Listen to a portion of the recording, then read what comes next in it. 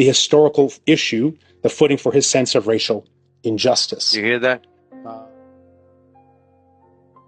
Because if you know the history of the whole concept of whiteness, if you know the history of the whole concept of the white race, where it came from and for what reason, you know that it was a trick and it's worked brilliantly.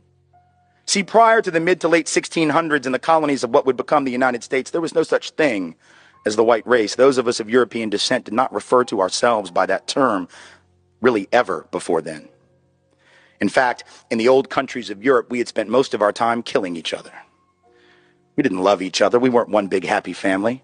The side of my family that comes from Scotland, hell, they didn't even worry about fighting people outside of Scotland. Highlanders and Lowlanders just fought the hell out of each other.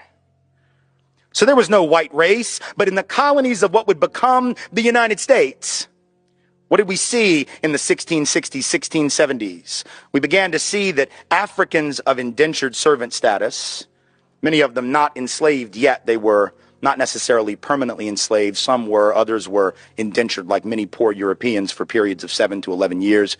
They could work off their indenture and then they would be free labor technically. Realized, as did the white indentured servants, the Europeans who hadn't even been called white yet, that they had a lot of things in common, like the fact that they were all getting their clock cleaned by the elite. And so they would get together more than our history books taught us.